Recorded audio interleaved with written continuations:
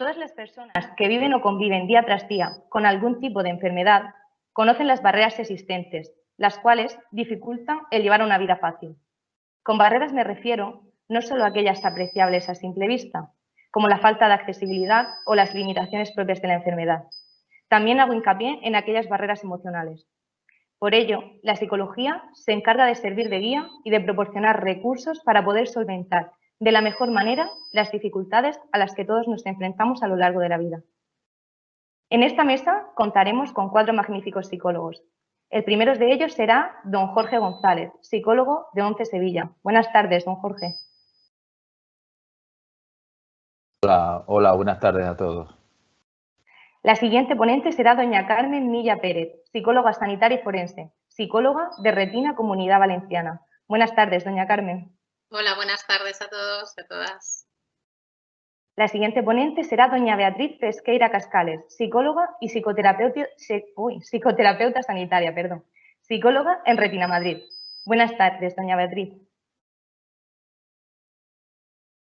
Y el siguiente será don Francisco Javier Corbalán Berna, profesor titular del Departamento de Personalidad, Evaluación y Tratamientos Psicológicos de la Universidad de Murcia. Buenas tardes, don Francisco Javier.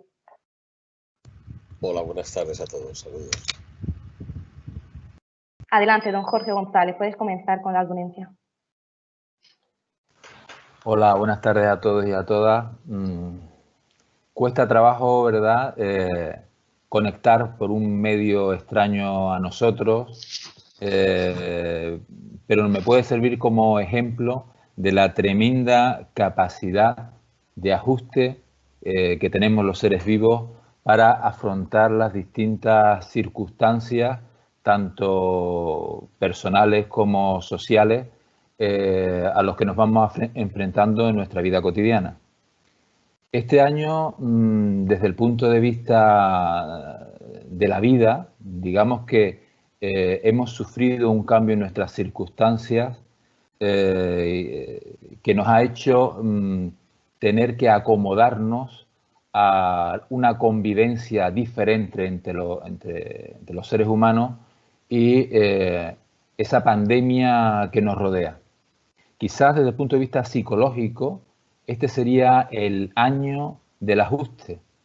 A lo mejor el año que viene o en años próximos, la reflexión que podamos hacer de lo que aquí ha ocurrido por parte de los profesionales que nos dedicamos a la psicología, podríamos determinar que es el año en donde la humanidad ha tenido que afrontar de una manera asertiva, de una manera emocionalmente contenida, con unos comportamientos de ayuda mutua, una situación que quizás por primera vez en la historia hemos padecido toda la humanidad. Me sirve de ejemplo para analizar brevemente qué es eso del ajuste y poder pasar a qué es el ajuste a la discapacidad visual. Desde hace 30 años, desde los servicios psicológicos de la ONCE, nuestra función se ha centrado en gran parte en ayudar a las personas con discapacidad visual, ya sea de nacimiento o sobrevenida, desarrollen competencias y estrategias que les permita llevar una vida tan placentera como los demás en un mundo que ha sido diseñado, en principio, por y para las personas con discapacidad. ¿Cómo es ese proceso? ¿Qué sistemas tenemos de ayuda que promueven el ajuste a la discapacidad? ¿Qué se ha elaborado? Y, por último, ¿qué recomendaciones basadas en la evidencia de eficacia podemos hacer a otros profesionales no especializados o familiares? Eso es lo que me gustaría abordar en mi ponencia. Ahora voy a poner una transparencia, unas diapositivas, con un formato abierto, espero que accesible, a las personas que tienen algún resto de visión que le permita la lectura. De todas formas, yo lógicamente iré leyendo toda la información que allí contiene. No se trata de unas diapositivas hermosas en la forma, pero espero que sí sean hermosas en el contenido. Vamos a ver.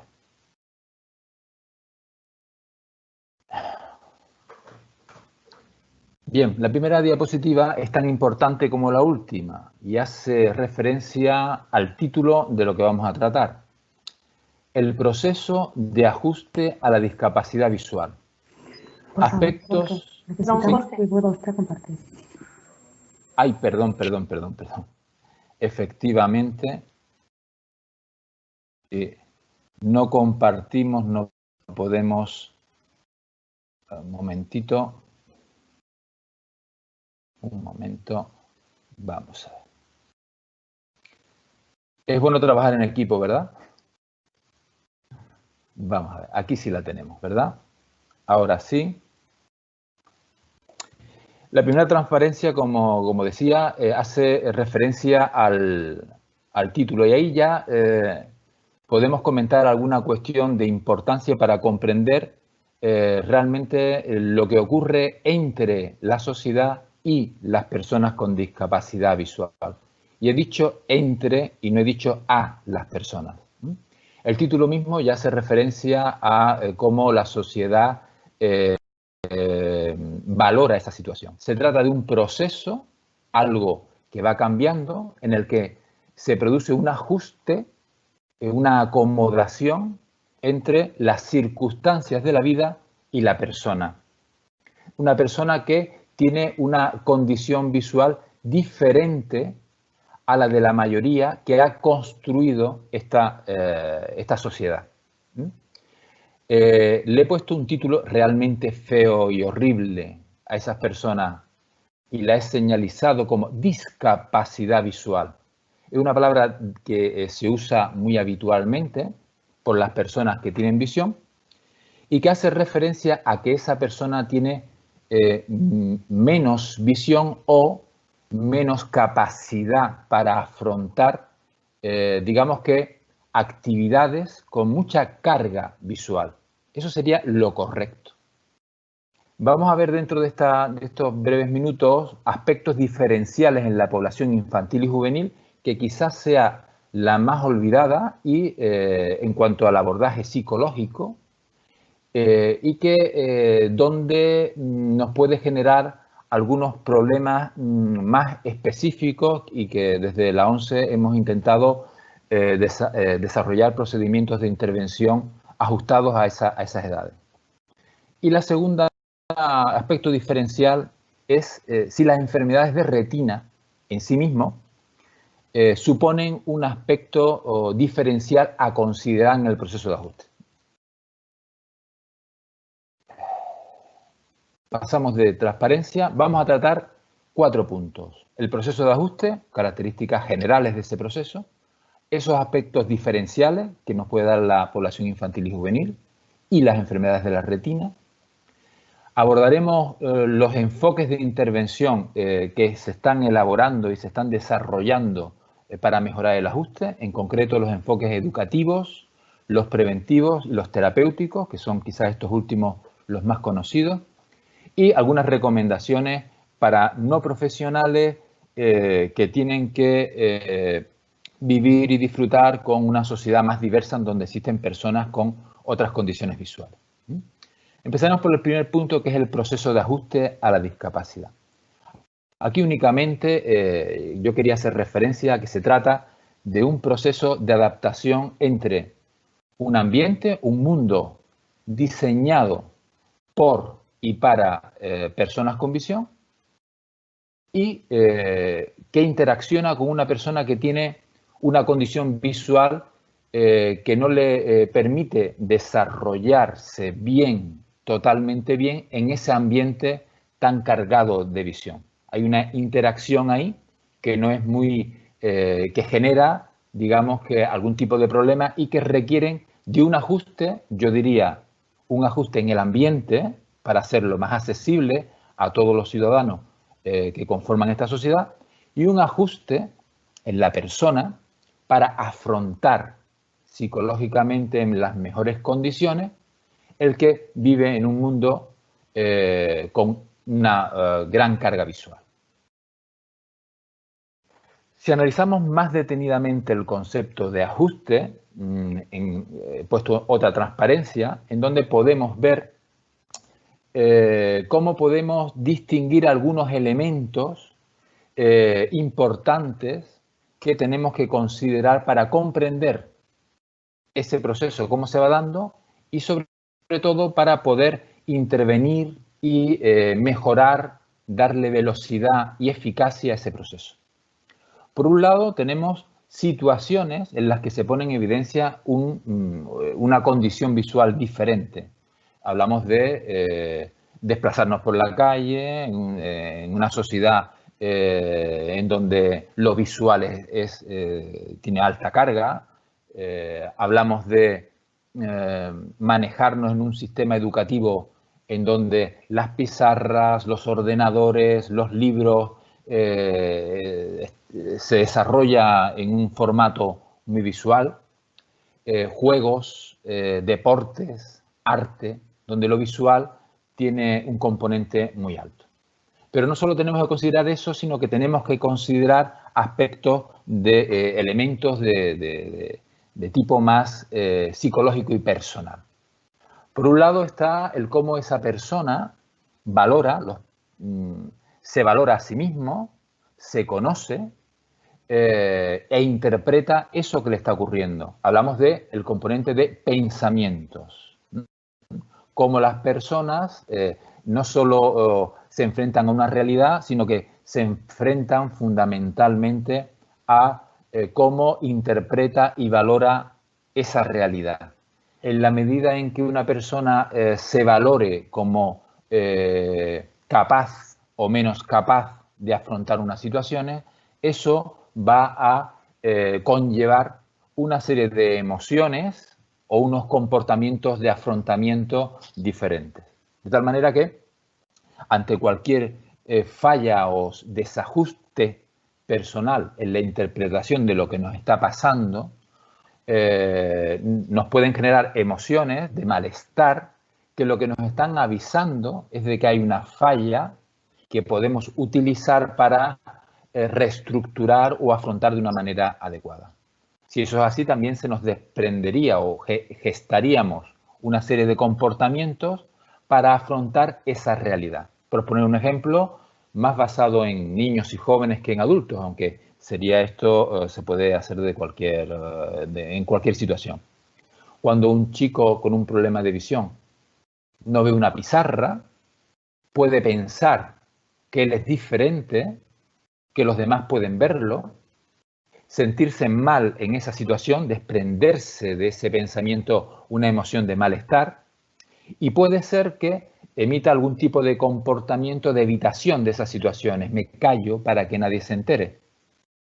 Pero ante esa misma situación, otras personas pueden pensar no solo en sí mismos, sino me interesa saber qué es lo que hay en la pizarra, es importante para mí. El que no vea la pizarra no es una condición mía, es un problema de la situación, con lo cual no me genera ninguna emoción de malestar, a lo mejor me genera una pequeña sensación o sentimiento de mínimo estrés que me permite activarme y montar un comportamiento asertivo de preguntar y pedir a alguien que le lea lo que viene en la pizarra porque él no puede acceder visualmente a eso, ¿vale? Creo que con es muy simple, el modelo que he expresado es muy simple, realmente es mucho más complejo que todo esto. Hay componentes culturales, hay componentes sociales, pero creo que nos puede servir para enmarcar una fotografía estática, eso sí, no dinámica a lo largo del tiempo, pero sí estática de lo que puede estar ocurriendo, ¿vale? ¿Qué fuentes de información utilizan las personas para generar esos pensamientos que nos van a permitir interpretar de una manera más realista o menos realista lo que nos pasa? Pues la información que nos transmite nuestro entorno familiar y social, lo que nos dice de nosotros y de nuestras posibilidades y limitaciones, la información que viene de nuestra cultura, cómo nuestra cultura conceptualiza a las personas que tienen una visión diferente, y cómo somos de eficaces personalmente en el afrontamiento diario de lo que nos va ocurriendo. Estas tres fuentes de información es importante conocerlas porque de alguna manera algunas de ellas las podremos movilizar mejor que otras, pero tenemos que considerarlas todas si queremos luego realizar una intervención eficaz. Me meto ahora en el segundo punto, que son los aspectos diferenciales. Creo que me estoy extendiendo un poquito y voy a ir con más rapidez, ¿no? Bueno, los aspectos diferenciales que tenemos que considerar, por un lado, sería el de la población.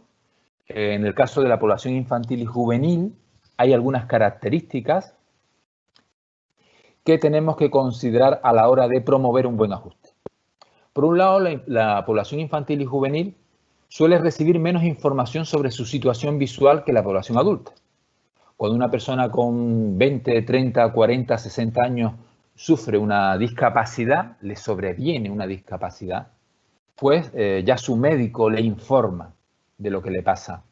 Ya sus familiares le dicen y lo consuelan por lo que le pasa. Pero ¿qué pasa con los niños si han nacido con esta problemática o ha ocurrido en los primeros momentos? Esa información, digamos que se salta al usuario. Se pretende proteger de alguna manera, no ofreciéndole una información adecuada a su edad de lo que ocurre. Y el chico pierde una de las fuentes de información más reales y fiables que puede tener, que es la que le pueden dar sus padres o incluso su escuela, su centro educativo. Y queda en manos de la información que le puedan dar compañeros o él mismo ante el éxito o fracaso cuando tenga que resolver las actividades que cotidianamente se exponen los chicos de su edad.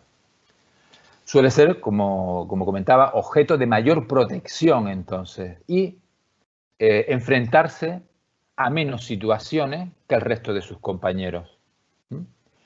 No salgas a jugar porque te puedes caer. No porque tienes un problema de visión que te dificulta ese juego en concreto. Te vamos a resolver el problema de la pizarra sin que tú sepas qué es lo que está ocurriendo. Te lo damos directamente en un papel, la información que viene en la pizarra. Por otro lado, otra característica de esta población es que los iguales tienen un valor muy, muy importante. De tal forma que algunas ayudas funcionales que puedan ser de gran interés para mejorar la eficacia de estos chicos, por ejemplo, ayudas ópticas, un código de lectoescritura diferente, el ordenador como un instrumento de acceso a la cultura, puede ser que los niños y jóvenes no lo acepten y lo rechacen por el efecto que pueden ellos anticipar que puede le puede conllevar su uso si lo ven otros chicos, otros compañeros de su edad. Y por último, la percepción del problema, que sería como un resumen de todo lo que hemos visto.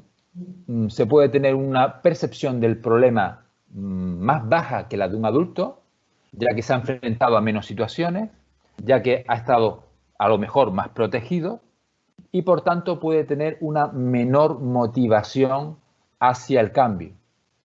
Estos elementos son siempre de gran interés si queremos elaborar un programa de mejora del ajuste, de promoción del ajuste, porque debe de considerar estos elementos para motivar más al alumno para que se involucre en dar una respuesta más adecuada a las circunstancias de su vida. El segundo aspecto diferencial son las enfermedades de la retina. Las enfermedades de la retina, como todas las enfermedades, se pueden dar, se pueden cursar con una estabilidad en el proceso de agudeza, o sea, puedo nacer con este problema o me puede acontecer y tener una pérdida en la agudeza o campo visual estable en el tiempo y, por tanto, mi proceso de ajuste va a ser repentino, pero si consigo reequilibrarme y dar respuesta a las demandas que tengo ante mi nueva forma de percibir, digamos que me estabilizo y puedo funcionar de nuevo y mi vida puede reanudarse como antes, ¿no? Pero hay otras enfermedades en las que el pronóstico es progresivo, no es estable, y eso obliga a continuos procesos de ajuste.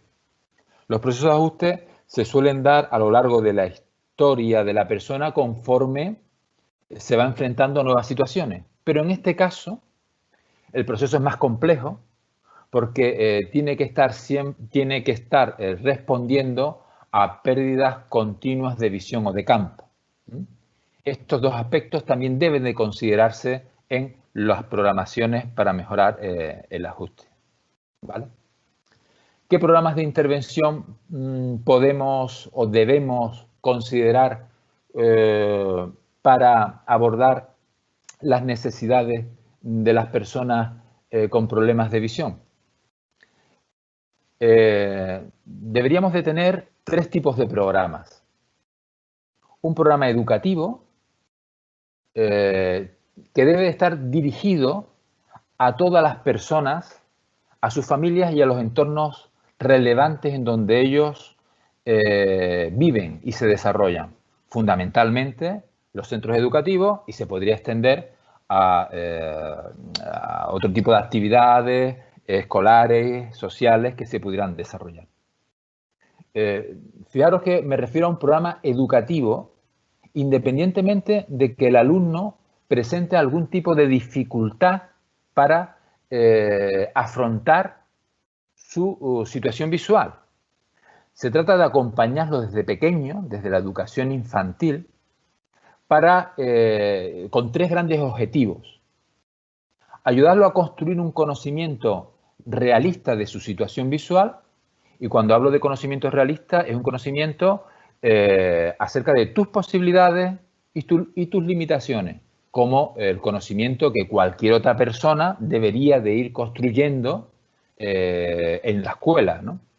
Pero aquí con el elemento de tu situación visual como una condición que te va a permitir abordar unas actividades de una manera o de otra. El segundo objetivo es enseñarle a afrontar asertivamente las situaciones en las que se pone en evidencia su situación visual. O sea que deberíamos de enseñarle cómo manejar una situación en la que un niño te invita a jugar con 5 años en el recreo a jugar a la pelota y donde tú tienes una mayor dificultad. Es una actividad en donde tú vas a aprender algo acerca de ti y de los demás y vas a tener que responder a esa persona de alguna manera, que puede ser yo no puedo jugar con esa pelota, o yo tengo mi propia pelota, o tenemos que jugar más cerca.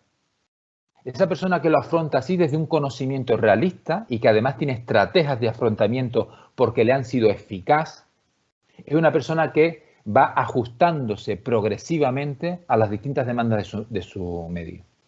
El tercer objetivo sería que el niño comprendiera y aprendiera a manejar las respuestas emocionales que pueden generarse en las distintas situaciones en las que interacciona con actividades o con personas en donde su condición visual establece una cierta diferencia. Tratan no de sentir algo raro, sino saber que se siente, aceptarlo, mantenerlo ahí y continuar con tu vida afrontando asertivamente lo que tú quieres conseguir, sin ahogarse en la emoción y sin escapar de la acción, modificando tu propia vida para no hacer lo que a ti realmente te gustaría hacer. Estos programas deben estar secuenciados a lo largo de la escolaridad y debe de seleccionarse los contenidos por su alta significatividad en la vida diaria. ¿Qué quiere decir esto? Quiere decir que lo que enseñemos en la escuela tiene que estar identificado como algo potente para vivir en la realidad, que no es la escuela, sino usar la escuela para vivir fuera de ella. Brevemente me voy a centrar un poquito más en este enfoque educativo, porque creo que es el más olvidado y el de mayor potencialidad. Sería pasar, os he puesto una transparencia donde vienen dos frases cortas.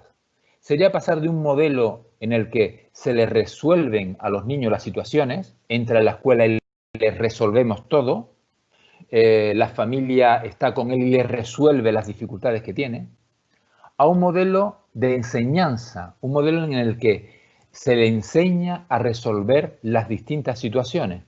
Es un modelo educativo en donde la escuela se convierte en un laboratorio para resolver las distintas situaciones que se encontrará no solo en la escuela, sino también fuera de ella. Diríamos entonces, os pongo otra transparencia, en donde el centro educativo deja de ser un problema a resolver por los equipos de apoyo a los chicos y chicas con discapacidad visual, para convertirse en un lugar donde aprender a resolver los problemas de la vida usando los problemas que van ocurriendo dentro del centro educativo. Luego tendríamos, complementariamente a estos programas, programas más de corte preventivo. Y es que sabemos que los chicos y chicas, los niños y los jóvenes van a pasar por situaciones especialmente complejas que pueden suponer un riesgo de desajuste. Esas situaciones hacen referencia a nuevas pérdidas de visión, a cambios en los instrumentos que utiliza para compensar el vivir en una sociedad muy visual y el tener una condición visual diferente, como por ejemplo tener que utilizar una lupa de televisión para acceder a la pizarra, tener que utilizar un nuevo código de lectoescritura como puede ser el sistema Braille porque la visión no me permite acceder visualmente al texto, o incluso utilizar ayudas para moverme por la calle y poder detectar obstáculos, como podría ser incluso en su máxima expresión un bastón de movilidad. Digamos que tenemos que tener programas preventivos para utilizar en esos momentos que sabemos que puede ocurrir algún tipo de problemática. Y no solo con los niños y jóvenes, sino acompañarlos con las familias y con los entornos sociales en donde esos chicos viven. Las familias tienen que comprender que esas situaciones, aparte de ser complejas, son también oportunidades para que este chico dé un salto cualitativo en sus estrategias de afrontamiento, ser en realidad más fuerte para poder afrontar cuando sean mayores los retos que le van a venir para tener una nueva familia, para buscar trabajo, para ser competitivo, para ser feliz. El objetivo sería preparar de nuevo a los niños para afrontar esas situaciones. Y por último tendríamos los programas terapéuticos. Creo que voy ya muy corto de tiempo, quizás me he pasado. Y digamos que los objetivos de los programas terapéuticos van siempre en la misma línea que los que hemos hablado de tanto los preventivos como los educativos. Pero aquí los programas terapéuticos se dan cuando se identifican que existen ya dificultades en el proceso de ajuste. Trabajamos desde lo educativo, trabajamos desde lo preventivo en situaciones concretas y de todas maneras puede ser que el chico ocurran algunas dificultades que podamos identificar. Los niños y los jóvenes pueden seguir teniendo un conocimiento poco realista de su situación y sobrevalorar sus posibilidades o sobrevalorar las dificultades. Pueden tener un afrontamiento no asertivo de las situaciones que se van enfrentando, de tal manera que pueden responder desde la pasividad o desde la agresividad. O puede que las situaciones de malestar emocional invadan su vida y impidan que esa persona pueda afrontar los objetivos que tiene tanto de estudio, de trabajo, invadan lo que es su bienestar. En estos casos, sí es necesario un análisis más personalizado de lo que ha ocurrido y considerar básicamente que nuestra posición no va a ser resolverles los problemas, sino enseñarles de alguna forma cómo afrontarlos de una manera más eficaz, tanto lo que sabe acerca de sus posibilidades como el manejo de sus emociones. Bueno, no sé si lo voy a dejar aquí. Voy a dejar el tema de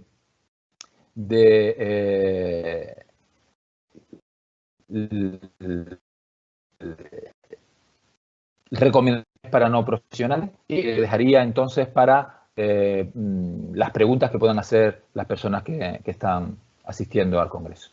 Muchas gracias. De acuerdo. Muchísimas gracias, don Jorge, por tu posición. Pasaríamos a la siguiente persona en la ponencia, que sería doña Carmen Milla Pérez. Adelante. Buenas tardes a todos. Buenas tardes. De nuevo. Bueno, yo voy a hablar en este espacio de tiempo sobre la intervención psicológica que realizó en Retina Valencia y dirigida especialmente a adultos o específicamente a adultos.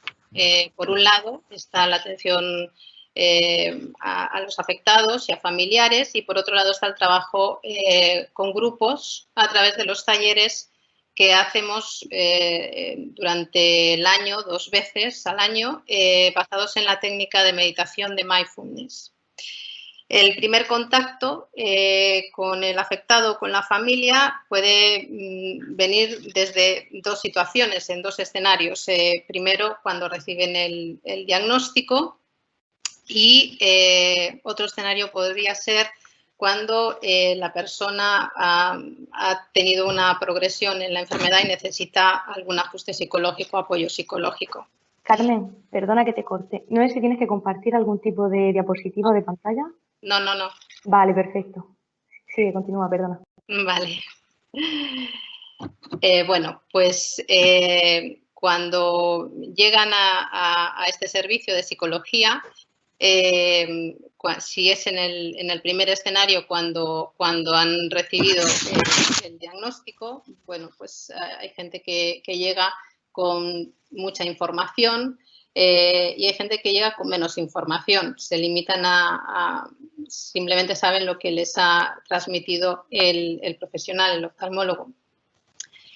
La persona que llega con excesiva información, pues llega en muchos casos con una incertidumbre mayor, llegan más asustados. Entonces les ayudo a analizar toda esa información, discutimos sobre ella, vemos a ver qué es de utilidad en este momento y qué no es de utilidad, qué es necesario conocer y sobre qué nos vamos a encargar en este momento. También, dependiendo de la edad, hay una serie de necesidades o expectativas, son diferentes. Con 20 años, pues las necesidades no son las mismas que con 40 o con 60 años. También otro factor importante que se tiene en cuenta en esos primeros momentos, pues es los rasgos de personalidad, ¿no? Que el apoyo familiar, el apoyo social, esto es un factor importante, ¿eh? Dependiendo de que tengan esa red de apoyo o que no la tengan, va a determinar mucho cómo va a ir el proceso de adaptación, de aceptación. Y luego, pues el estado emocional en el que llegan en ese primer momento, ¿no? Lógicamente es de desconcierto, aunque ya estaban adaptados a una baja visión y valoraban esa forma de funcionar como normal, no deja de ser algo inesperado. Entonces, el estado pues, emocional de la persona, de la familia, pues es lógicamente de ansiedad, síntomas de angustia, de preocupación. Y ahí, pues en las primeras sesiones, pues con el afectado, con la familia, pues vamos hablando, se va verbalizando cuáles son sus miedos. Lógicamente está el miedo al futuro. Trabajamos mucho con la incertidumbre y bueno, en este momento que nos está tocando vivir con esta pandemia, pues yo creo que todos estamos teniendo que aprender a vivir y a manejar la incertidumbre.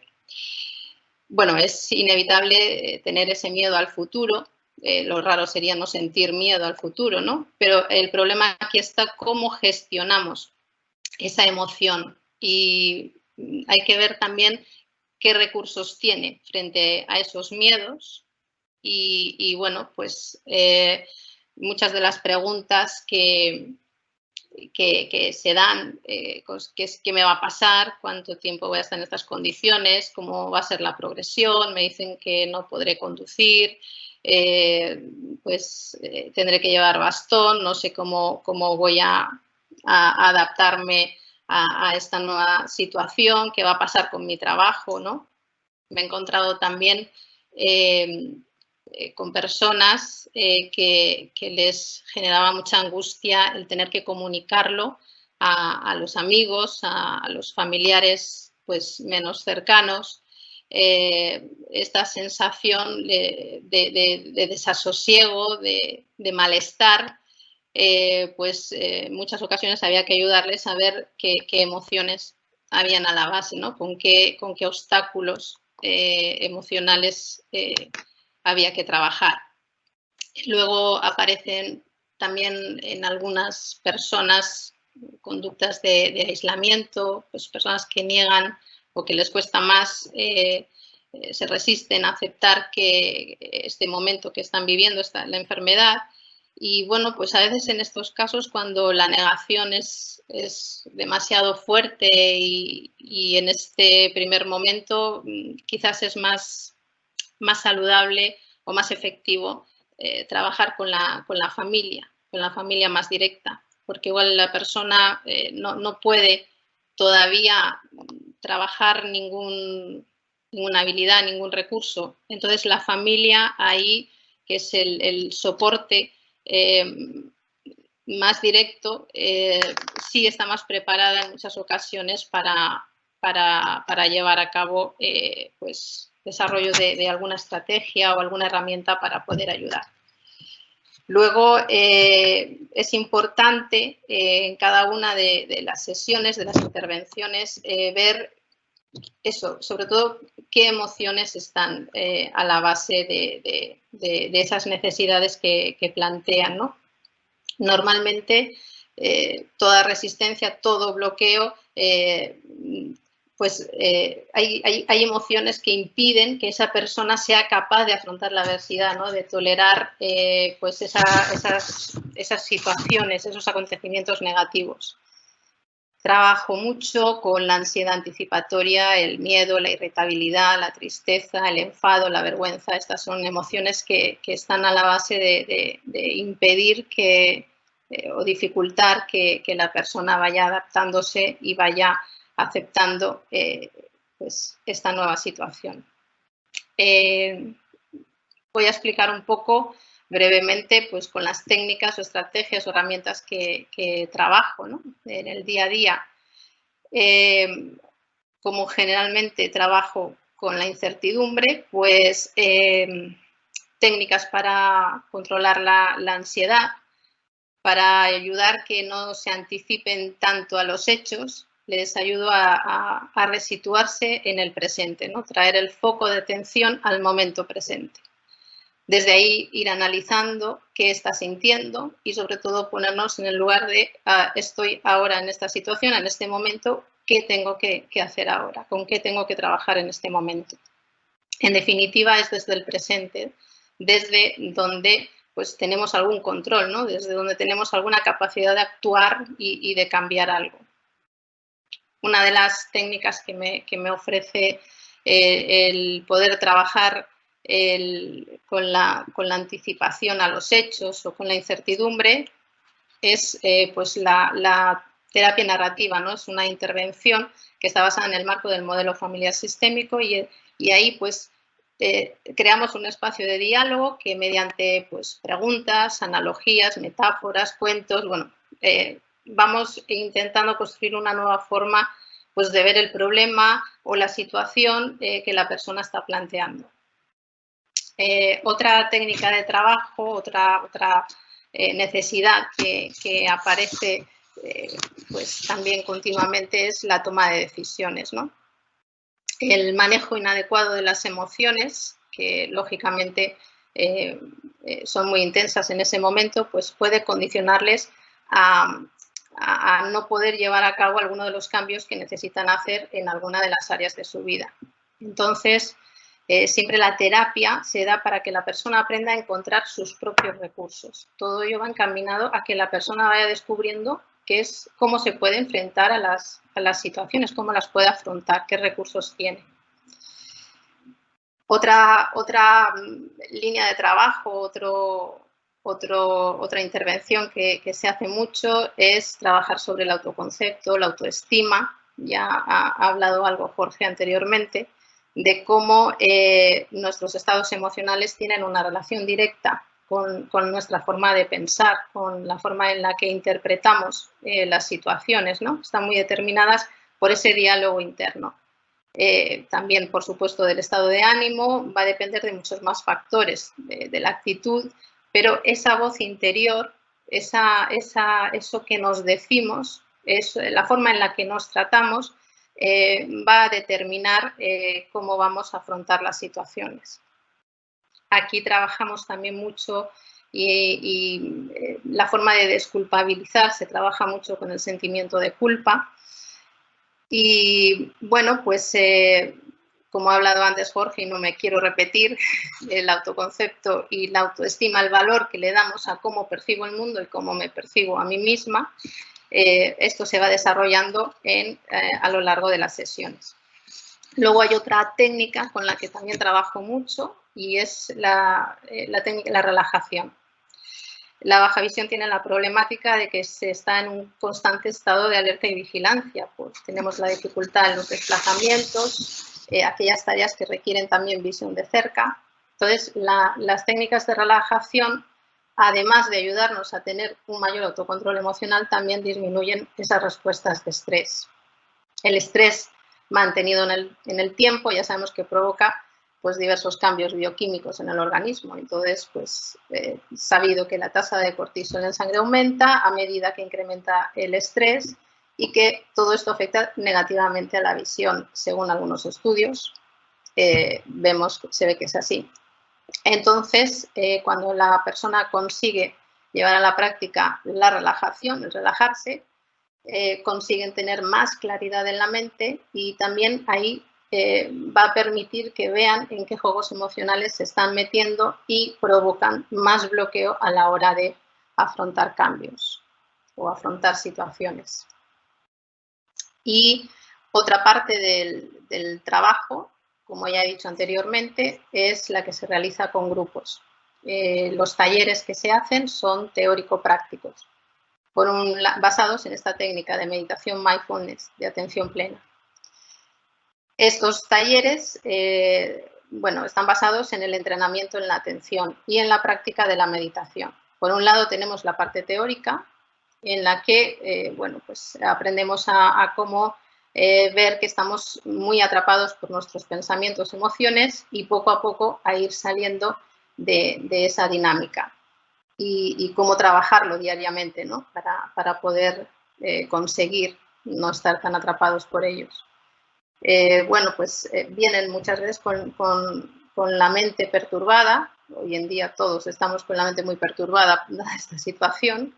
Pues hay miedo, hay preocupación y entonces en esos momentos la mente es como el agua revuelta, ¿no? Entonces, al calmar la mente se obtiene más claridad para ver cómo manejar esas emociones y es más fácil poder acceder a esos recursos internos o que puedan aprender los recursos internos que no tienen y necesitan esos recursos.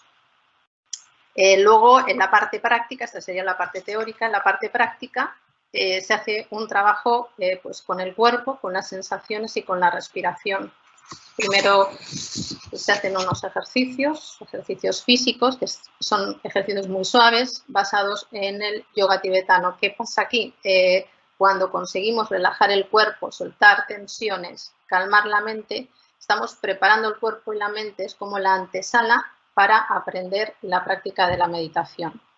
En ese momento vamos percibiendo un poco mejor qué ocurre en mi cuerpo, puedo ver mejor qué tipo de pensamientos tengo, y luego ya en la parte teórica explico y se trabaja cómo trabajar con ellos.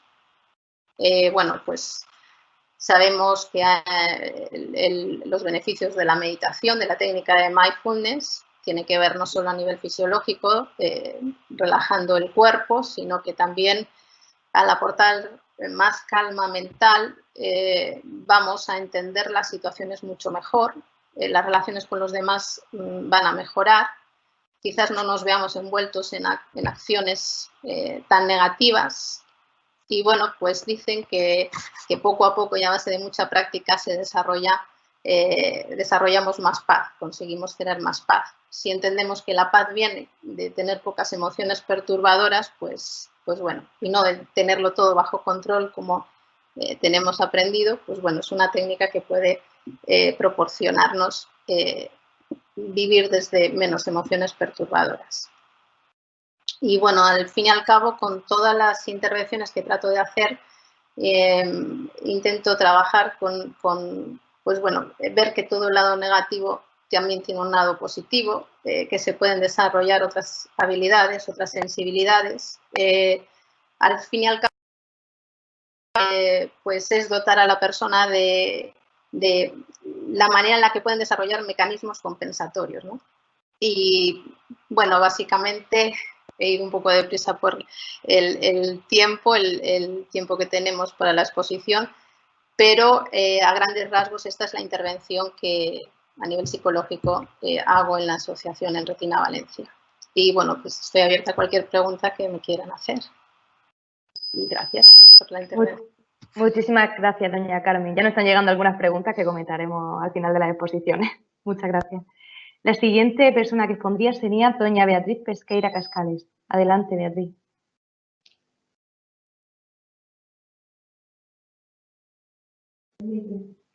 Beatriz, el micro tienes que ponerlo. ¿Lo tienes puesto? Tienes que desactivarlo. Lo tienes silenciado el micro. Ya está, ¿no? Ya, bueno, perfecto. Perfecto, Beatriz. Muy bien. Bien, gracias.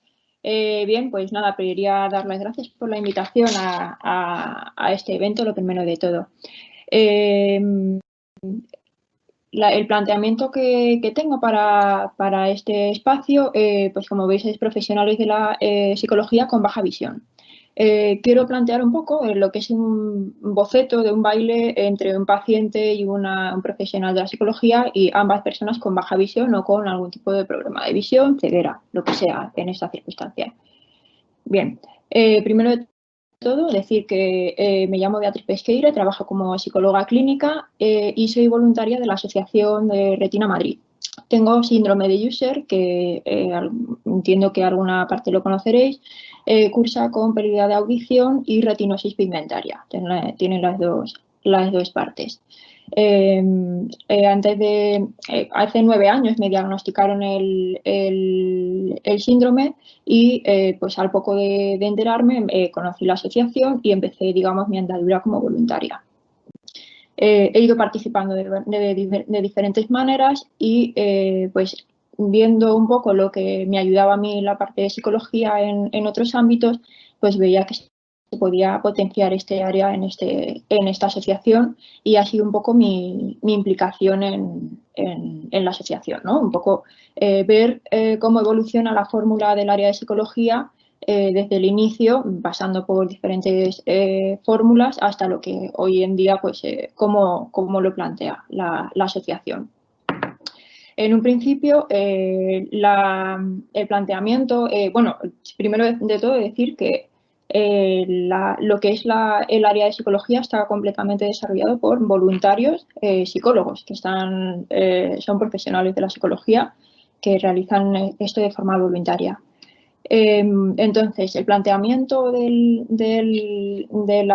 servicio principalmente es el acompañamiento, ¿vale? No es una terapia al uso, sino un acompañamiento de ajuste, sobre todo inicial, de cuando nos dan un diagnóstico o hay una parte de afrontamiento.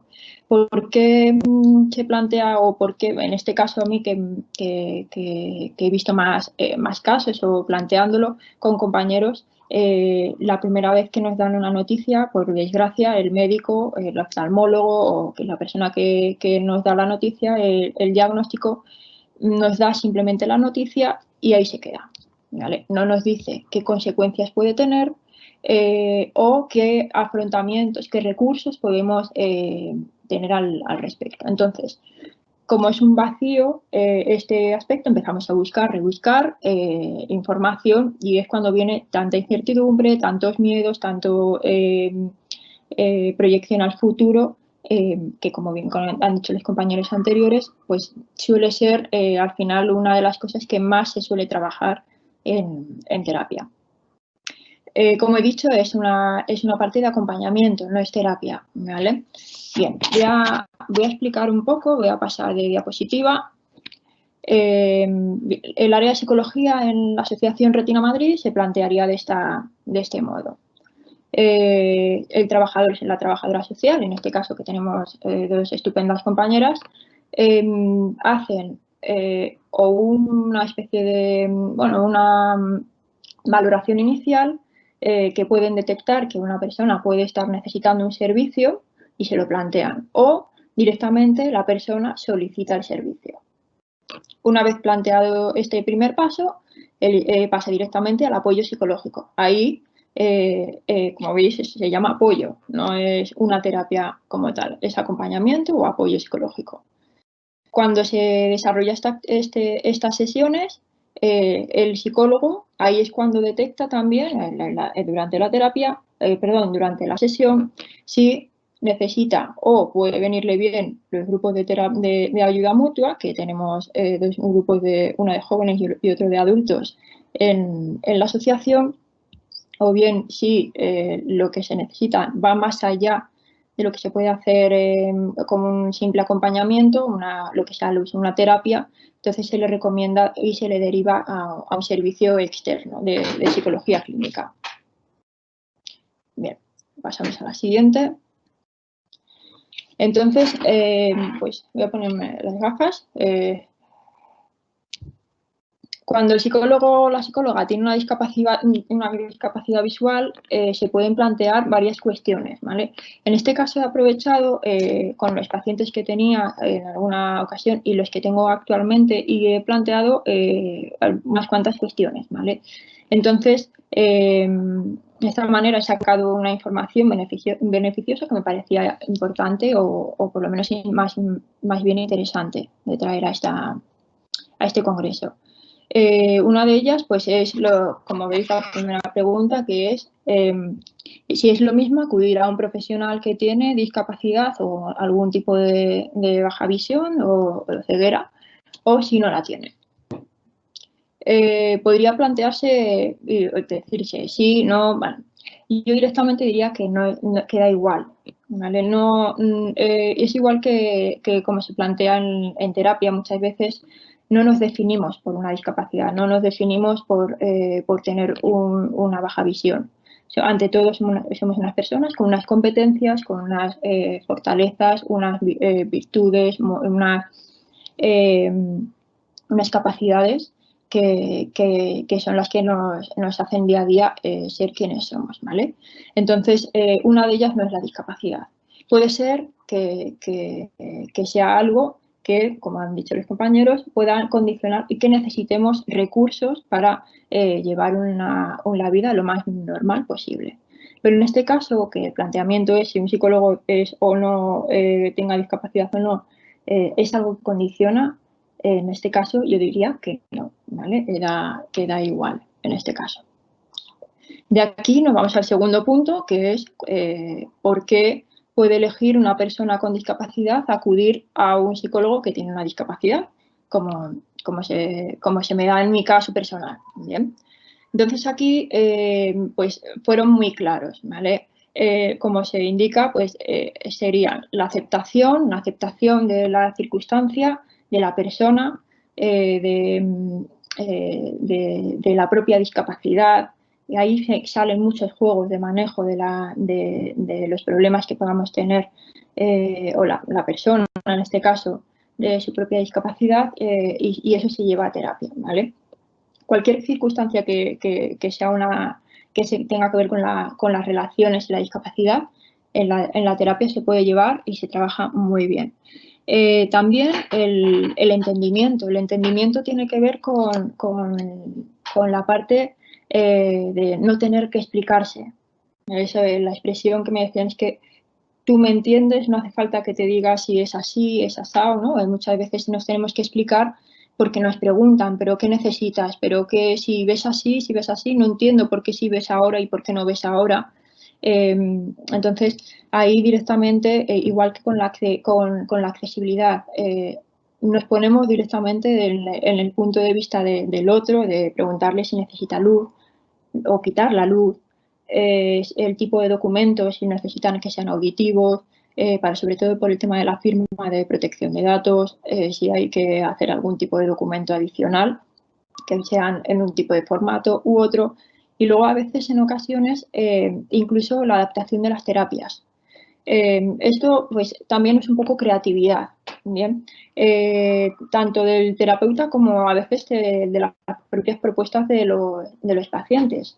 Esto es algo bastante que se va desarrollando según también se va desarrollando la confianza entre paciente y terapeuta, que se van probando cosas, ¿vale? Pero sobre todo buscando la adaptación y la accesibilidad a que todo se puede hacer. Buscándose las herramientas, todo se va a terminar haciendo. Vale. Creo que estoy yendo muy rápido. Tampoco tenía... principalmente, sobre todo, me interesaba esta parte. Lo que es el baile, ¿no? de ambas partes, la relación terapéutica que se produce entre estas dos personas. Muchas de las cosas que se comentan, los compañeros que sean psicólogos o terapeutas, estaréis diciendo, en realidad pasa en cualquier relación de terapia, y es verdad. La diferencia de que tenga una persona una discapacidad o no es totalmente subjetiva para lo que sería el paciente, ¿vale? Porque realmente como terapeuta las dificultades o las habilidades son las mismas, ¿vale? Bien, pues en la columna de la izquierda es una tabla, en una columna de la izquierda he indicado, hay muchas más, ¿vale? Pero como llamativas o que se desarrollan en estas características que me parecen más interesantes, serían las aptitudes y habilidades, son la capacidad de escucha, que es inherente a cualquier tipo de terapia de estas características, la empatía, que ya veremos la diferencia con cuando es positivo y cuando es negativo en la parte de la empatía. Con una persona con discapacidad puede sentir empatía y no sentir empatía, ¿de acuerdo? No es algo que por tener la misma situación o haber pasado la misma situación se vaya a dar sí o sí. No tiene por qué. Pero bueno, lo que sí que es bueno decir, o que tiene que aparecer como para que se dé una buena relación terapéutica, es que tiene que haber empatía. Bien. El siguiente sería la autenticidad. Aquí sí que hay un punto que me ha sucedido en alguna ocasión y hablando con algún compañero también, el tema de la autenticidad, tratando el tema también, ¿vale? Ser auténticos nosotros mismos y en cualquier circunstancia, pero también hablar del tema sin tener miedo a él, ¿vale? Porque a veces el paciente que acude a consulta no tiene con quién hablarlo o tiene una circunstancia de soledad que no tiene con quién expresar alguna circunstancia o cómo plantea las circunstancias o probar o lo que es el ensayo, ¿no? De cómo probar. Voy a decirte cómo suena esto que tengo que comunicarle a mi familia. Bueno, pues en este caso La autenticidad, que también tiene que estar en cualquier relación terapéutica, pues quizá con este tema en concreto a la hora de hablar de la discapacidad, de un ajuste, de un afrontamiento, pues ese algo que se pueda dar con mayor o más, de manera más llamativa. La siguiente sería la aceptación incondicional. Aquí también se entiende que tiene que haberla, ¿no? El no juicio, no juzgar a la otra persona, pero tiene una cara B, ¿vale? La aceptación incondicional parece que tiene que ser sí o sí. Aquí yo diría que hay que tener cuidado porque el paciente efectivamente viene con esta idea, ¿no? Voy a una persona con discapacidad, por lo tanto, parece que voy a tener barra libre para hacer cualquier cosa, hablar de cualquier cosa, entablar una relación de cualquier manera. Y no, ¿vale? Esto igual.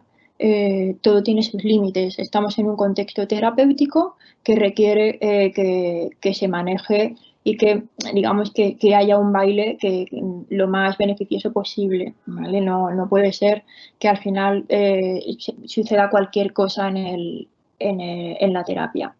Entonces, aquí la aceptación muchas veces genera un poco de confrontación con el paciente, pero no es algo a lo que haya que tener miedo, ¿vale? No sienta mal, de hecho, baja un poco la realidad. Y efectivamente el contexto terapéutico es lo que es. Luego de fuera ya se lleva a cabo las prácticas que se hayan llevado dentro de ella, ¿vale? La confianza que ya ha salido antes, como que es algo que el paciente solicita. Parece que tiene o que le genera una mayor confianza poder acudir a un terapeuta que tiene la misma discapacidad que él. Efectivamente, en realidad la confianza es también algo que está en cualquier tipo de relación terapéutica, que es lo que va a hacer que también haya una adherencia al tratamiento para que la persona acuda, haga las prácticas que se le recomiendan, ponga en marcha recursos, ¿vale? O pues que también que en la terapia misma, en lo que es en la propia sesión, se desarrolle con total comunicación. Y por último, así como reseñable, en actitudes y habilidades más bien del terapeuta, pero que al final, como veis, es un poco el baile, ¿no? Que se tiene que dar un poco de compensación en ambas partes, sería la competencia. Esto tiene que ver también con lo que he indicado, que el terapeuta da igual que tenga o no tenga lo que sea, ¿vale? Lo importante es la competencia, el conocimiento, la vida misma. A veces también es lo que nos da la capacidad de estar en un despacho, en una sesión, en una sala, ¿vale? Con unos recursos, con una intuición también muchas veces para ponerlas en marcha en el momento. También el detectar, ¿no? Un poco lo que tenemos delante y qué puede estar pasando. Bien, vale, pues ahora paso a la parte de las dificultades, que es la que a mí me llama mucho la atención y que es, digamos, la que se trabaja cada X tiempo, porque como que puede resultar un poco que sale como de debajo de las piedras sin querer, ¿vale? Entonces requiere mucho autoconocimiento en cierto aspecto. Vale. Desde la parte del paciente, esto aquí he querido reseñarlo, hay una dificultad principal y es la expectativa. La expectativa de voy a un psicólogo con discapacidad, por lo tanto, aparece me va a aceptar de X manera, voy a poder confiar de tal manera, voy a poder hacer lo que sea. Entonces hay este tipo de expectativas que en realidad pasan en cualquier tipo de terapia. En este caso lo he detectado en relación con la discapacidad, como que por tener esto tenga que ser así, y hay que hablarlo, ¿vale? Se comunica, se habla, que no puede identificar al terapeuta como la persona con sino que va mucho más allá, ¿vale? Que es una persona que son muchas más cosas. Por lo tanto, esas expectativas se van controlando, suelen ser al principio de la terapia. Te marcan objetivos, cómo quieres que sea la sesión, qué objetivos tienes, si los quieres para mañana, para hoy, para ayer. Todo eso se va manejando. Y luego, por último, la parte del terapeuta, que es la parte que nos toca trabajar, que creo que es bastante interesante.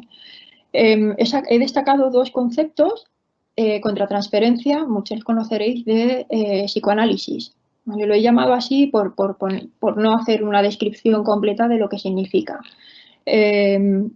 La contratransferencia sería aquella emoción que el paciente nos despierta, al psicólogo o terapeuta, que el paciente nos despierta y que no sabemos a veces, o si no tenemos un autoconocimiento o un buen trabajo, no sabemos si es nuestro, si es del paciente, si es un batiburrillo de todo, ¿vale? Entonces, cuando hay un buen autoconocimiento del psicólogo, que está bien trabajado, ha tenido sus supervisiones, incluso un recorrido terapéutico, esta circunstancia se detecta rápido. ¿Vale? Voy a comentar un ejemplo, y es que cuando el paciente, cuando el terapeuta se conoce bien, el paciente, para que detectéis lo que es una contratransferencia, el paciente puede estar, un ejemplo, puede estar contando un hecho de su infancia y el terapeuta, tal cual lo está recibiendo, siente pena. ¿Vale? Puede estar percibiendo una pena y entonces, pero sin embargo el paciente lo está comunicando como con rabia. Entonces ahí es cuando hay una contratransferencia y el terapeuta le tiene que sacar a la luz al paciente quizá esa otra emoción que se está viendo oculta por esta emoción de rabia, ¿vale? Es un concepto un poco enrevesado, pero que se nos pasa un poco del largo, porque parece como que son parte de la relación. No es del todo malo, ¿vale? No me refiero a que sea malo, pero es una dificultad que hay que trabajar. Si nos conocemos, de hecho un concepto que nos da mucho jugo a la hora de tener algún trabajo en la terapia. Y luego, por último, la identificación. Este es el que hay que coger bien, con cuidado, sobre todo si tenemos recientemente quizá una discapacidad o nos ha pasado algún hecho. Esto da igual que sea una discapacidad, que hayamos tenido un duelo, una separación, divorcio, un cambio de trabajo, un momento de estrés. ¿Vale? La identificación, que no empatía, como pongo entre paréntesis, es cuando nos vamos más allá, evidentemente, ¿no? Cuando empezamos a dar respuestas al problema de la otra persona, cuando lo estamos viendo que es nuestro, lo estamos sintiendo desde nosotros mismos. Es como un problema en este caso, trayéndolo al tema de la discapacidad, evidentemente, como profesionales tenemos que estar muy trabajados, muy supervisados por otros terapeutas para que estos miedos que puedan aparecer a la hora de que alguien nos cuente el miedo al futuro, me voy a quedar ciego, no voy a poder conducir, todo es palabras que van, o sea, frases que van saliendo, realidades que muchas de ellas ya el terapeuta, en mi caso, ya sucedieron. ¿Vale? Si empiezas a sentirte mal por lo que te está contando, ahí es cuando tienes que parar y separarte un poco y decir, tengo que trabajarlo. Si la circunstancia se nos vuelve un poquito más grande, evidentemente la recomendación sería la derivación, derivarlo a otro compañero y también supervisarlos, ¿vale? También pasar a otro terapeuta o el terapeuta con el que estuviéramos trabajando previamente el suceso, la discapacidad en este caso, o un duelo, lo que sea, y tendría que ser trabajado para que no haya una interferencia a la hora de ayudar a la otra persona. Bien, pues más o menos esta era la idea, un poco el baile terapéutico entre paciente y psicólogo o terapeuta cuando ambas personas tienen discapacidad. En conclusión, diría que las diferencias son muy pocas, pero que desde el punto de vista del paciente sí que hay como una fantasía, ¿no? Una búsqueda, una idealización que está bien, y de hecho luego se comprueba que cuando preguntas, pues evidentemente eso es lo que les ha ayudado a elegir y les ha ayudado a seguir, porque puede haberse dado que hayan tenido un baile de psicólogos anteriores y no hayan tenido esa confianza o ese entendimiento. Y luego, por otro lado, desde la parte del terapeuta, la conclusión la misma, es muy, muy parecido, ¿no? Las habilidades y las dificultades que pueden aparecer, y marcaría como un punto importante el tema de la discapacidad, sobre todo cuando la discapacidad o la baja visión o la circunstancia es progresiva. ¿Vale? Que hoy es así, mañana es de otra manera, no sabemos si la semana que viene va a estar cambiando. ¿Vale? Bueno, pues ya estaría. Muchas gracias por atenderme, y también pues cualquier duda que tengáis, cualquier cosa que surja, pues me podéis indicar. Muchas gracias, Beatriz. Pasaríamos ahora al siguiente ponente, que sería don Francisco Javier Corbalán Berna, perdón. Adelante.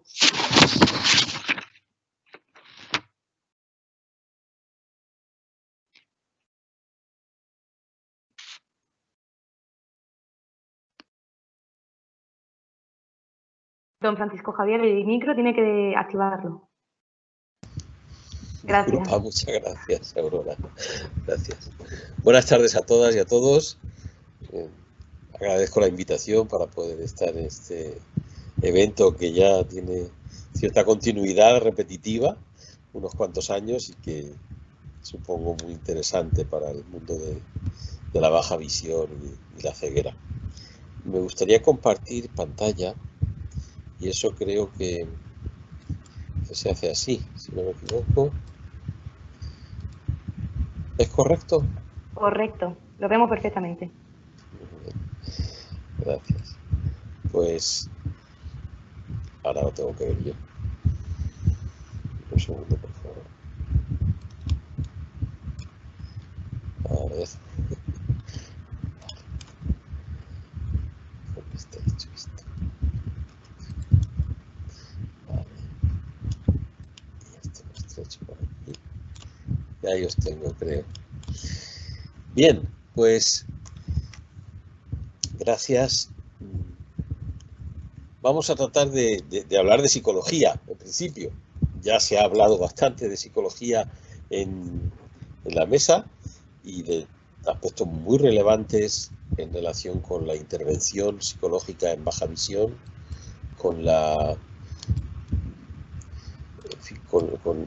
también hasta la visión subjetiva de lo que es ejercer una intervención cuando uno parte de una condición de baja visión, y en general de aspectos relacionados con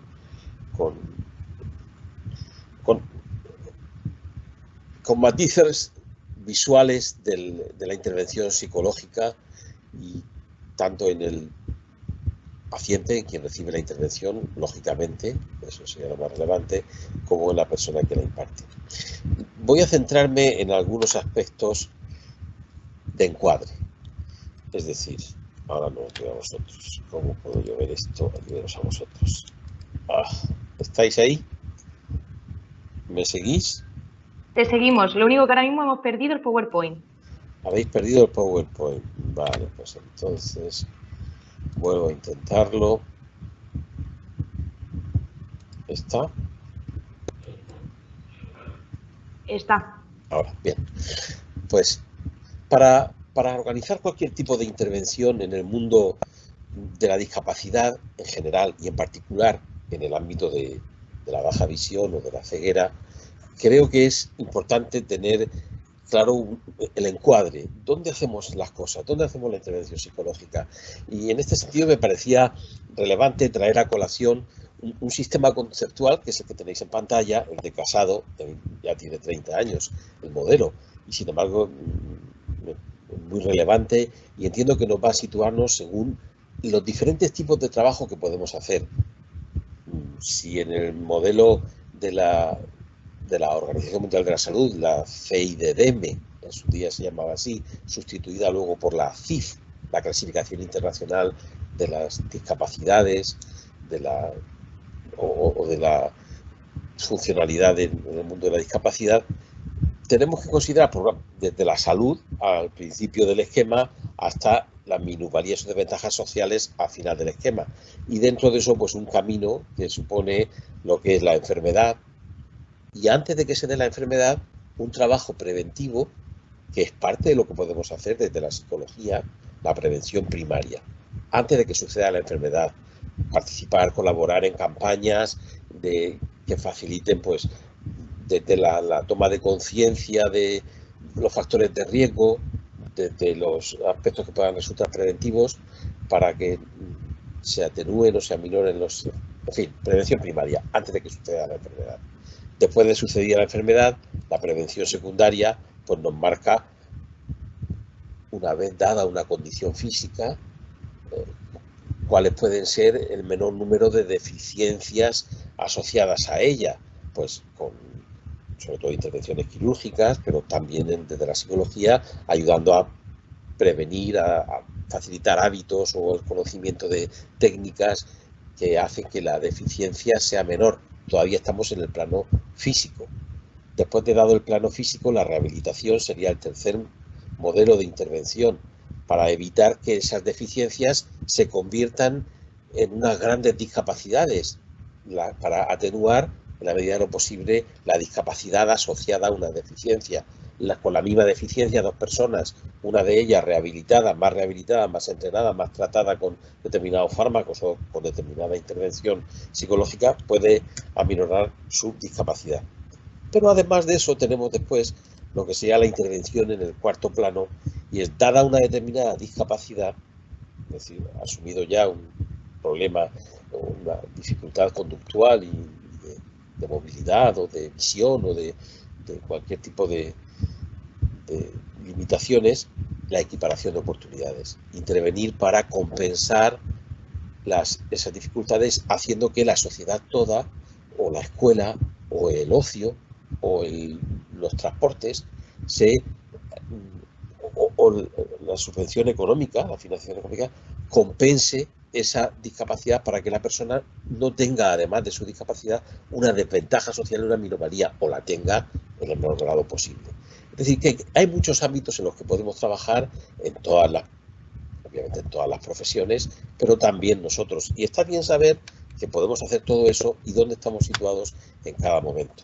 La CIF, la Clasificación Internacional del Funcionamiento, la Discapacidad y la Salud, un poco posterior, pues ayudó a todo eso, aparte de esa condición de salud, a considerar dentro de ese esquema los factores contextuales, el contexto, el ambiente en el cual se está desempeñando la persona. El mundo de la discapacidad pues es un sitio de personas, y la gente le pasan estas cosas. Los esquemas conceptuales y profesionales, al final, donde revierten es en el mundo de la gente. Y la gente, voy a daros una pequeña reflexión acerca de cómo, seamos o no afectados por una discapacidad visual, pues nos va a pasar prácticamente que podemos adoptar las mismas posiciones existenciales que adopta todo el mundo. Todo el mundo asocia a su identidad una manera básica de relacionarse con otros.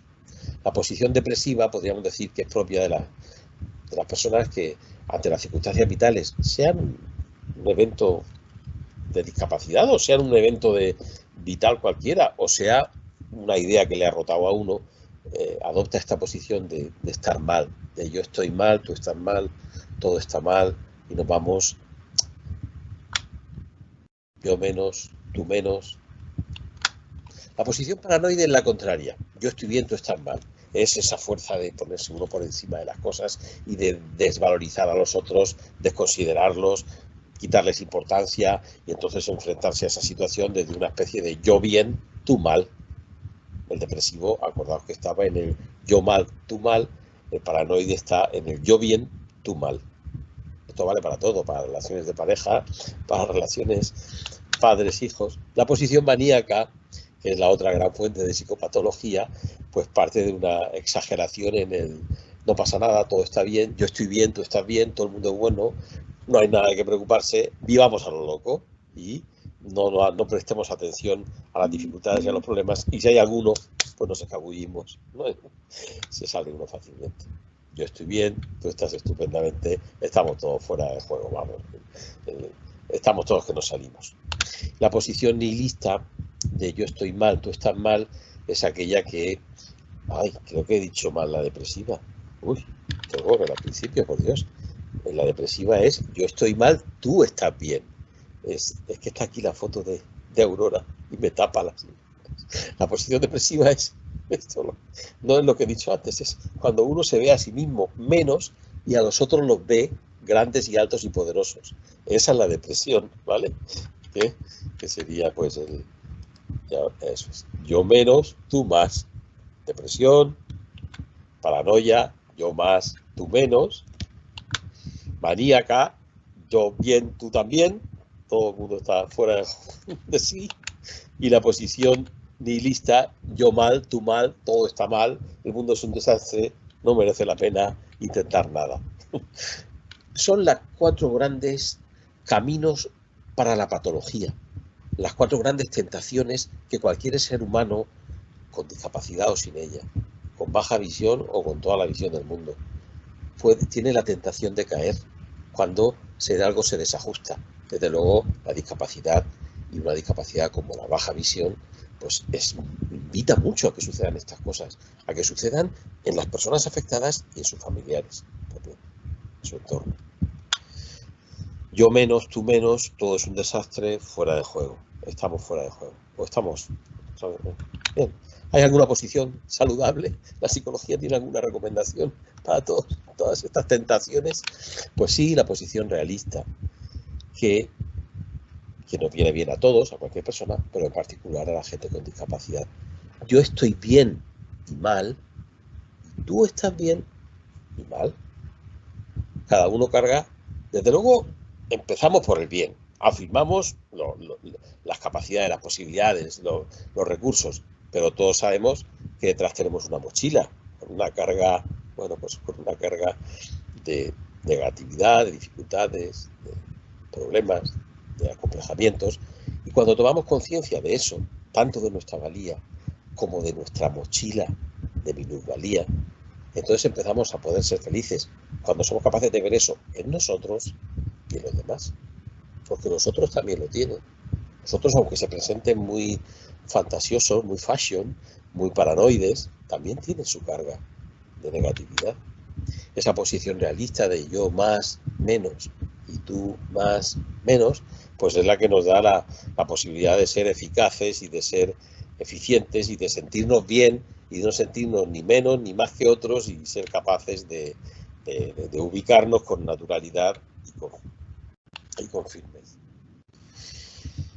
Pues eso, la discapacidad es un asunto de gente, hay muchas maneras de estar en discapacidad y la intervención psicológica en discapacidad, pues lógicamente tiene muchas tareas por hacer. Ya se han dicho aquí unas cuantas, por lo tanto es absurdo que yo me repita, pero bueno, las había preparado y por lo menos os pongo las diapositivas, porque si no voy a estar repitiéndome con la compañera anterior y con el compañero primero con los otros. Pero básicamente las tareas que tiene que arrancar con la prevención, con la detección, comunicación, tratamiento, motivación, desarrollo personal, ocio, deporte, sexualidad, lógicamente, asesoramiento a los padres y familiares, integración, acción sobre el paciente y sobre su entorno, diseño ergonómico, ayudas técnicas, investigación en cualquiera de los ámbitos anteriores.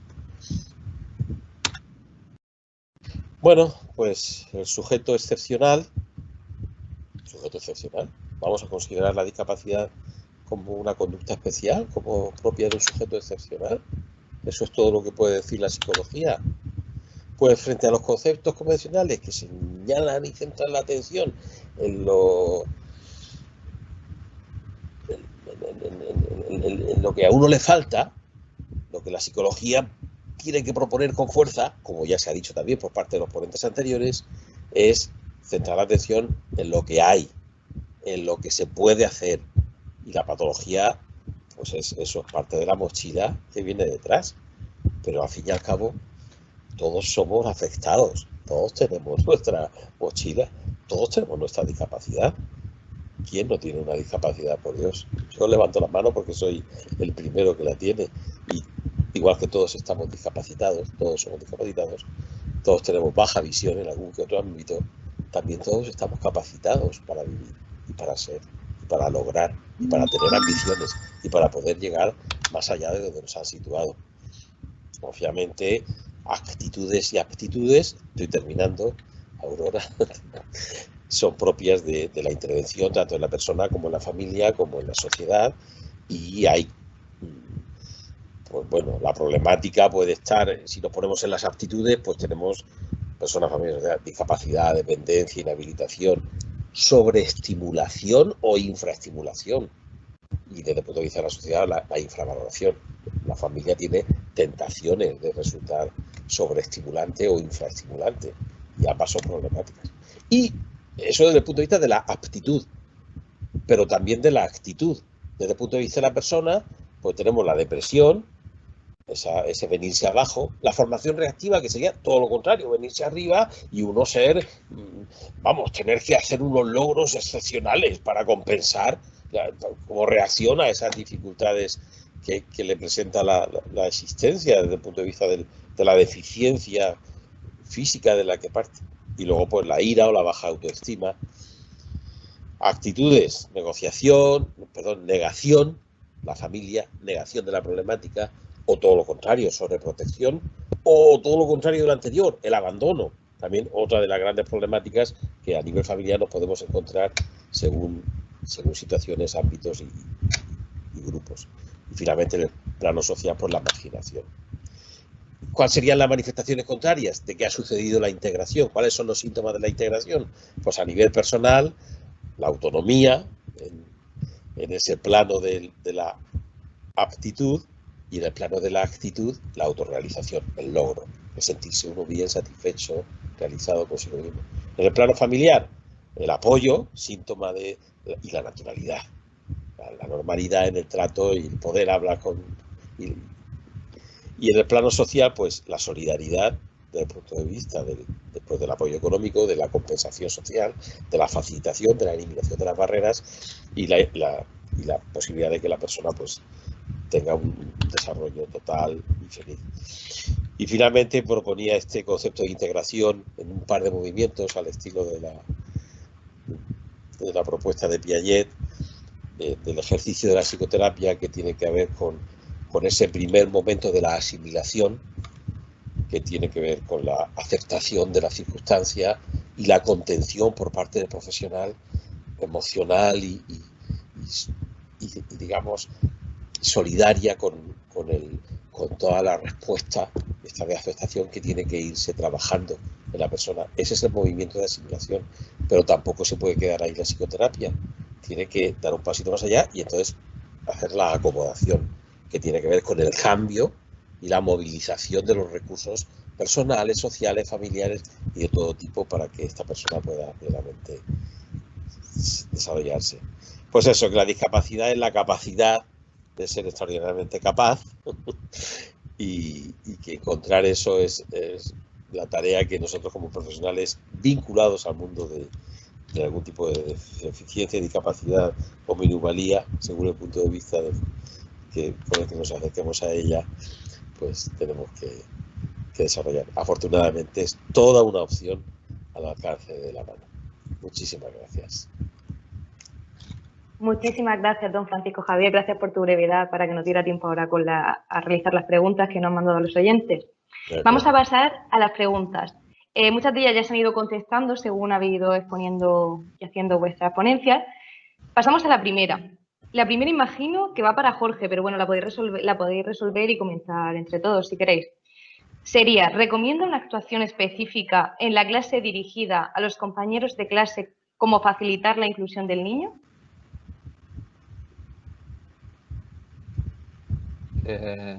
Dirigida a la mesa, pero yo levanto la mano.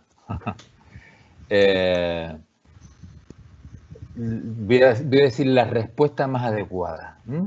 No y sí. O dicho de otra manera, nunca y siempre.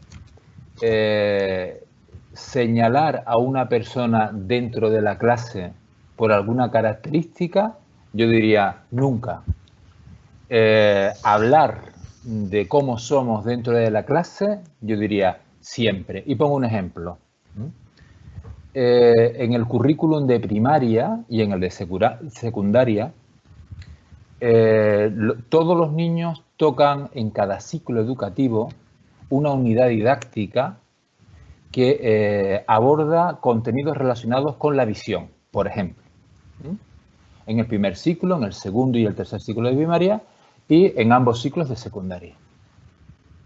Es ahí donde todos los niños, todos, tienen que aprender que la visión es algo diverso, que el ojo que sale en ese libro de texto no existe, que es simplemente una entelequia, una abstracción, que la característica universal del ojo es que ve de formas muy diferentes. Lo segundo que tienen que aprender los niños en esa escuela es cómo funcionan los ojos, no ese ojo. Y cuando hablamos de los ojos, en primaria estamos hablando de los ojos de los niños que están en esa escuela, de los ojos de sus padres, de sus hermanos y de sus abuelos. Y entonces ahí los niños pueden aprender qué es eso de la catarata del abuelo, qué es eso de la miopía que tiene mi amigo Antonio, o qué es eso de la presbicia que hace que mi madre se ponga unas gafas cada vez que tiene que leer. Y a lo mejor el chico con retinosis pigmentaria en esa misma sesión aprende qué es eso de la retinosis pigmentaria. Eso es lo natural.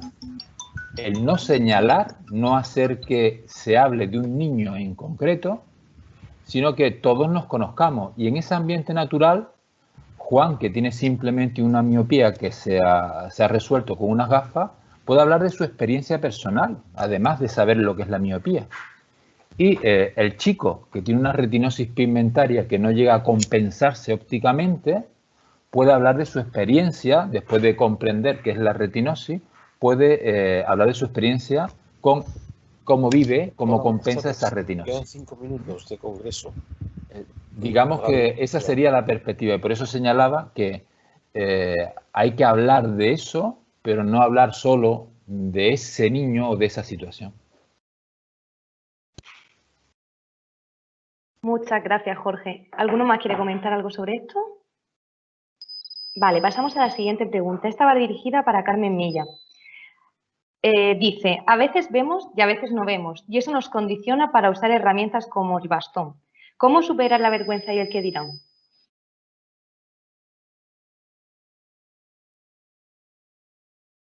Vale, como he explicado antes en la intervención, ahí desarrollaríamos ese proceso de diálogo hasta encontrar realmente cuál es el obstáculo a nivel emocional y desde ahí pues trabajar para superar esa vergüenza que siente y bueno, es un trabajo muy personal de ver específicamente dónde está la resistencia a utilizar el bastón, ¿no? Y cómo trabajar con esa persona concretamente la vergüenza, qué sentimientos tiene hacia sí misma.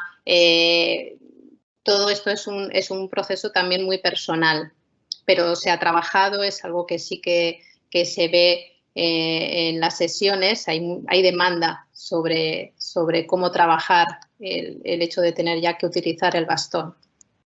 Y bueno, pues se resuelve dentro de ese marco de diálogo, de comprensión y se va resolviendo, se van tratando esos obstáculos. No sé si alguien quiere aportar algo más.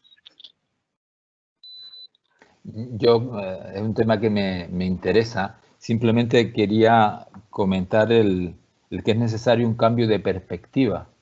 Y es, si no quiero usar un bastón es porque el bastón es un problema. Si quiero usar un bastón es que el bastón es una solución a un problema. De acuerdo. ¿Dónde está el problema? ¿El problema está en la calle, en la movilidad, o está en el bastón, ¿no? Entonces, digamos que hay que reestructurar muchas cosas, como dice Carmen, ¿no? Pero al final tenemos que llegar a eso, ¿no? A ver el bastón como una solución a un problema objetivo que tengo y no es que me genere dificultades con los demás.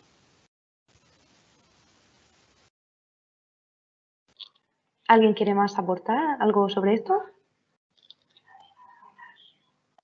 ¿Todo bien? Vale, pasamos a la siguiente. Esta es la penúltima y sería para Jorge González. ¿Cómo ayudar a los niños a superar las burlas de sus compañeros cuando tropiezan o sufren otras situaciones por su falta de visión? En 30 segundos, ¿no? Digamos que es una necesidad educativa de la que estamos hablando, no solo para el chico que recibe la burla, digamos, la víctima, sino que estamos hablando de un grupo social, una clase o un grupo social que tiene que aprender cosas, ¿eh? No solo la víctima, sino todos los demás. Lo primero que tienen que aprender todos es que todos son en algún momento víctimas de alguien, siempre, por ser empollón o por ser torpe, por ser gordo, por ser delgado, por ser guapo o demasiado feo. Lo segundo es que todos alguna vez han sido agresores, entre comillas agresores, ¿no? Incluso a lo mejor no de palabra ni de hecho, pero sí de pensamiento, ¿no? Todo el mundo ha agredido a alguien de alguna forma, ¿vale? Y todo el mundo de alguna forma también ha sido espectador pasivo y ha visto agresiones y no se ha involucrado. Yo creo que hay que analizar ese trabajo cuando un chico recibe el ataque de todos. La clase tiene que pararse a reflexionar no sobre lo que ese niño le ha pasado, sino cómo nos situamos todos ante hechos como ese y reflexionar que todos también hemos recibido agresiones y cómo nos gustaría situarnos en esa situación. Es un poquito más complicado, pero como lo bueno que tiene la educación es que tenemos un grupo de iguales y bonito eso de iguales, aunque son diversos, de 20, 25 chavalines que durante 5 horas comparten cosas con un adulto a lo largo de muchos años. O sea que todo debe de jugar a nuestro favor. El tiempo juega a nuestro favor. No podemos decir qué hacemos ahora que ha ocurrido esto, sino qué vamos a hacer ahora que ha ocurrido esto a lo largo del tiempo. Y así sí se puede manejar didácticamente este tipo de situaciones. Muchas gracias.